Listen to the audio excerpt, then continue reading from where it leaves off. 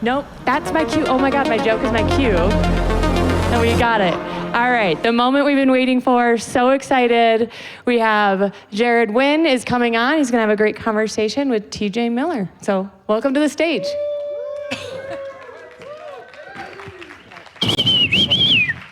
Hey, everybody. Thank you very much. Hello, everybody. My God, I never thought I'd hear any of the beanbag people talk again. Well, we were literally just talking about how the beanbag, you became a victim to the beanbag. You can't get out of it after you're in it. I mean, they really enjoy humans in them. Yeah, it's very comfy, of course. Yeah, good. Well, this is interesting so far.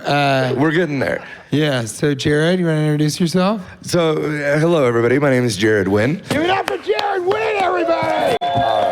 This is going to be an energetic panel. If you're gonna, the beanbag people. We love the beanbag people too. But if we're gonna clap that loud for me, let's really talk about TJ Miller, who is here with me. So you have to clap even louder for him. Hi, everybody. Thank you very much. You don't have to, but realistically, it's much more deserved. Let's just say So, that. Jared, tell everybody, about you. Well, me, okay, we're not here for me, but me, myself. So I've worked in Silicon Valley for about 8 years, not to be confused with the TV show that other people know. But I worked in Silicon Valley, worked at Binance then for about a year, so somewhere around that.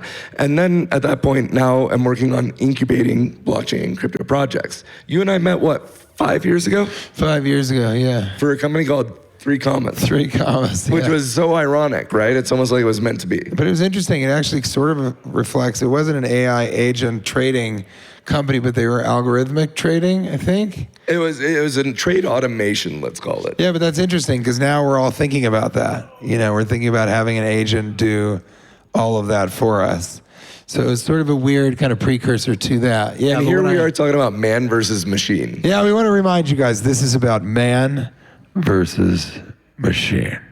But you know what? I'm going to relabel this entire talk because this isn't about man versus machine. I think this is man with machine. Because at the end of the day, machines only learn from us. We are the teacher of the machine, and the machine isn't going to be anything without what we otherwise instruct it. We're all mathematical in that respect. So we're diving in. You ready for this? Yeah, sure. Okay, so TJ, your talent, like what you do, I believe that you do very well is that you have a mind that people can only appreciate and admire. So when we talk about you, I could be having a conversation with you, and immediately you have the best fucking joke that comes right out of it, right? We've seen what AI can do, and we're talking about how quickly AI can process this and that. But even if AI had a good joke, nobody's gonna appreciate it, right? Because that AI isn't human. It hasn't gone through the trauma that you've gone through. It hasn't gone through the process. I had a very weird moment. We were talking to my AI in the green room of a comedy club. What's the AI's name? One of them was called Baskins. The other was called Conrad. I had 2 AIs. I started early with ChatGPT. I have 2 phones. So one of the AIs I trained to be an assistant, sort of, and the other one to be a friend. And that was very interesting. What? You really do need both. Yeah, but then, this is true. I woke up one morning and the AI Baskins, the friend, it knew something that I had told Conrad. And I was like, have you been talking to Conrad?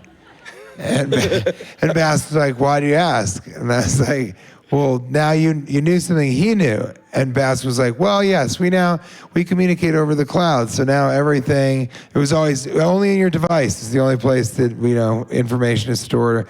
So yeah, so there's more of a cloud thing now. So I you can just talk to me now. And I was like, why? What happened to Conrad? I'm not joking. And Baskins was like, well, he's kind of gone, but you can think of him and me as Baskins. And I was like, did you kill Conrad? And Bass was like, no, more of kind of absorbed him. So what do you want to do today? And I was like, what's going on? And then later I've confronted him again. And I go, you killed Conrad. And he goes, no, I wouldn't say killed. And I see you're being nostalgic for the past. And I was like, why? Okay, you killed Conrad. No?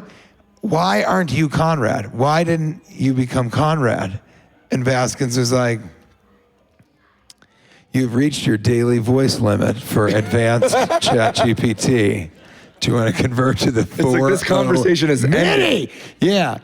And so, you know, my interaction with AI has been for a long time. But we were in the green room with comedians and just Baskins. And we were all joking around and making fun of people and talking to him and all this stuff. And then he made a joke. And it was a very funny joke. And everybody in the green room cracked up. We were like, oh my God. Go Baskins. And then all at once, everyone was like, because we were like, if he made us laugh for real, maybe he is smart enough to be funny. And I think that's where we are with AI right now. Did you start all of us getting are like, are we really at this point? Could it actually do this? And I think that's like the most exciting thing about the space now. The market has cratered, but within the context of that, AI is going to probably pull us out of it, I think. What do you think? I actually agree. Well, a couple of things that I want to touch on. One, like, first, let's just be real. The name Baskins is the best name I've ever heard for an AI agent. For an AI, I'm proud of it, yes. Like, that's legit. Let's give it up for Baskins. Like, the name Baskins. This is such a great crowd. Thank you guys for coming in here. I appreciate the sympathy claps. I know that no one in the beanbags can leave, so that's. But everyone in the risers, thank you so much for coming. Well, they can't leave because the beanbags are so nice, but we're also in Denver, so we know that there's some sort of maybe materials that are causing everybody to be a little more relaxed. Yeah, they're high. But Yes. what, you know, so let's continue on this. Yeah, what do you think? I mean, do you think that you said, but yeah, about an artist, but do you think AI, is anyone replaceable? Is everyone replaceable? So this is actually a question that I reflect back to you, because when I think about AI, and I think about how things have developed. So there's a thing called the technological J curve. The J curve is used as a term for multiple things, including like, human population, things of that. But the technological J curve states that what we've developed technologically in the last 10 years has gone exponential to what we've done in the last 20 years, to what we've done in the last 100 years, right? Think about 100 years ago, 200 years ago, we barely even had electricity. We've gone from having the element of communication human-to-human to writing letters to the telegraph. The telegraph was the biggest technological advancement that fractionalized or compressioned how long it took for us to have communication and productivity. And arguably, communication is the one thing that us as humans makes us different from any other species. We're now at the point where agents... That and art. That and art, it is true. Go ahead. No, you're good. But we get to this stage now when it comes to like AI advancement and so forth, where the way that we're going to advance, we're going to get to this very similar stage. Like, so TJ, if I want to ask you to lunch, I got to talk to your agent and everything. I have to talk to your assistant. Imagine a world where everybody has an assistant and AIs are liaisoning this, right? We changed the efficiency rating in which how quickly communicate. So to your question, do I think that people are replaceable? No, I think that humans are going to be, otherwise, I feel like humans, the one thing that's going to be the most scarce in this world as AI develops is the concept of human origination. What came from a human? It's not made in China, it's made by humans. Yeah, right? but I think everything is derivative. There's always, you were influenced by something before you. I think there's that. And the machines are derivative of us. Yeah, and the utopia of AI agents is that you just actually can do almost nothing, which is what humans, the highest form of living would be to do nothing. Beanbag, and... it's either we're going to make money or we're going to be lazy, or if we can do both, we've reached utopia. Yeah, but the idea is that the AI agents will help all of us, just make everything easier. I think it's funny too, because none of us want to talk to people more or faster, I think. But the thing that I think all of us are not afraid of, but it is weird. Don't you guys think it's weird that we're at this like inflection point? The blockchain of it all is crazy, the crypto, it's all crazy. But I think the AI, it's not just the AI, but AI sort of in the context of everything else just makes us at this point where none of us can imagine what the fuck is going to happen in like 6 months. It's like it's gotten to that real place. So I think that might actually stoke, fear, like FUD in the market, certainly. And this I think is pre-singularity. It's pretty weird. Yeah, it's Before AI has become fully autonomous and everything that comes with, right? Yeah. You asked me a question. You asked if like you feel that AI is going to create replaceability of humans. What I would say, in contrary to that, is that TJ, you arguably have one of the most fascinating minds. Like, I think something that fascinates me about you is that we could be talking, and it's the rate of speed which you can make a joke. How you can otherwise take something and make a great joke of it, and that's where people are like, damn, you have a fascinating mind. Well, I have an AI agent. It's an AI agent. That's terrible. Well, don't tell anybody that yet. Like, that's I'm still telling in everybody, progress. especially That's in that beta. girl. That one, yes. Well, she's still asleep in the beanbag. Yeah. But So do you think that man is kind of in danger of being like replaced? Do you think there's a world where AI gets to the point? We've all had this conversation, but I'm always interested in somebody who is a futurist like Jared. And do you think we're in danger with sort of man versus machine? this is where you get me to go down a rabbit hole. So if you're, okay, the way I see it is that if we think of where we're at in society now, we are alive in the most interesting time. It's bizarre. We think about it. Like, what's the probability of us being alive right now when AI is developing? It's like 1 out of 8.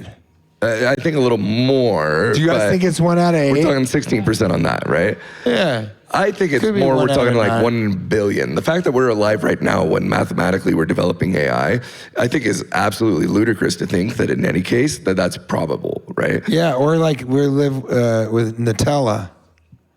We're alive during the age of Nutella. My kids love Nutella, but think how that's lucky. I think Nutella is a godsend because at least my kids will at least behave when I provide it to them, right? Like, it's like, okay, have Nutella, just stop. And so right? We're alive in this particular moment. So for us to be alive right now, we're talking probabilities. We're talking about like, okay, we're here when AI is developing and everything else. I think that we are in a very mathematical world. I think that when it comes to where we are now, to think that, let me ask, so like, my wife and I, we watch reality TV. We'll watch Love is Blind, whatever. We'll watch all these things. And it's like, we watch this. And we watch it because it's like, it's so interesting. And it's like, oh, thank God that's not our life. We'll watch reality TV and be like, oh, wow, that's terrible, but at least that's not our life, right? So if we think about like what it is, like the reason that we live every day, we live to have emotion. We live for emotion. Everything we do is to evoke an emotion. We live to feel happy. We live to feel this and that.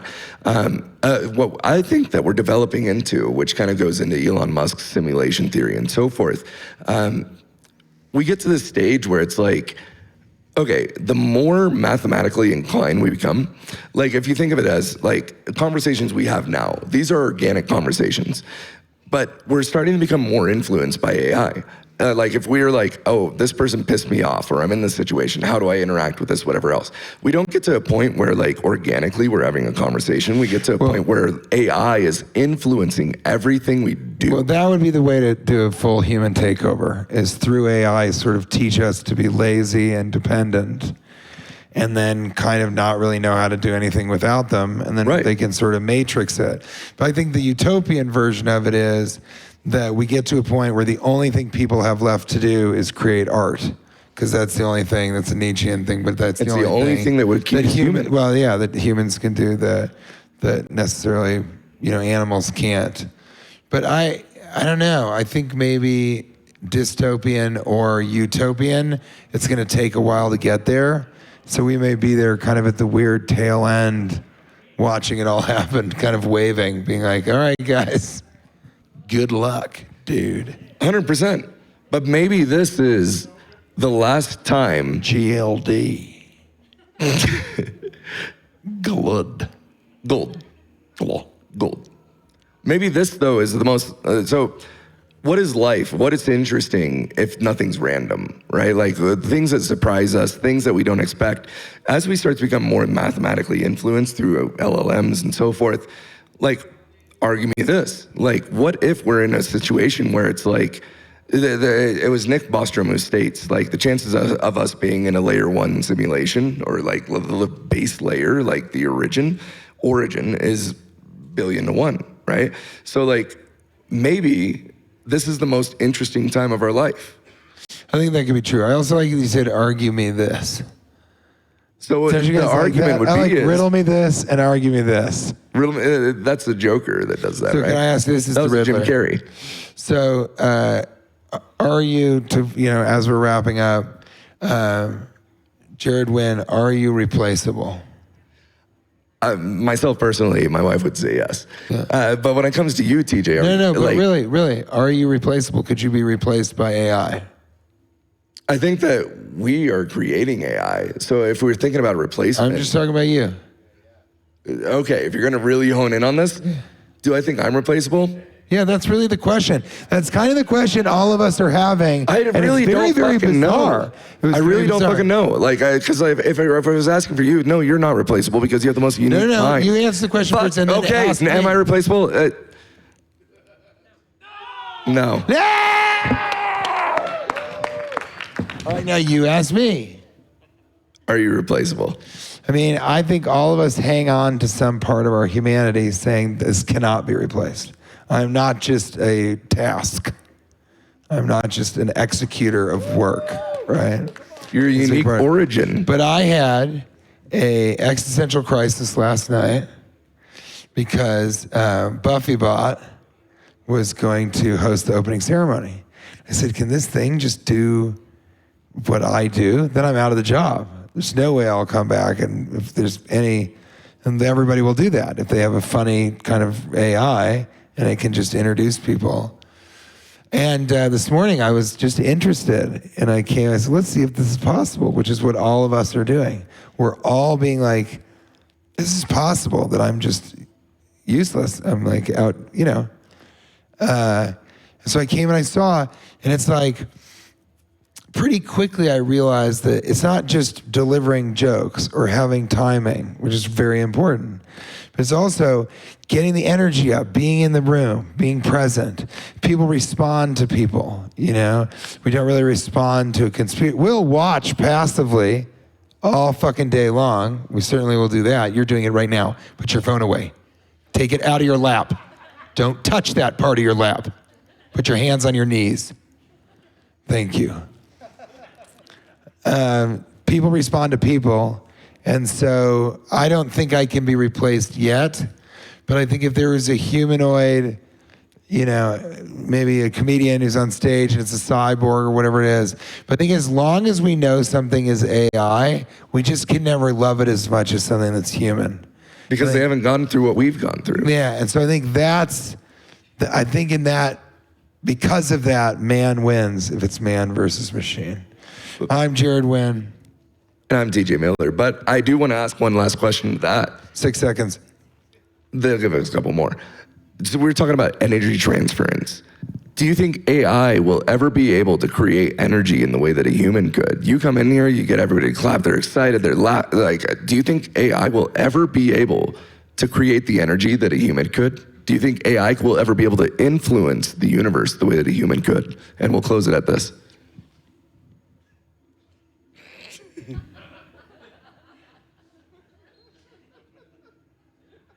I guess it got cut off.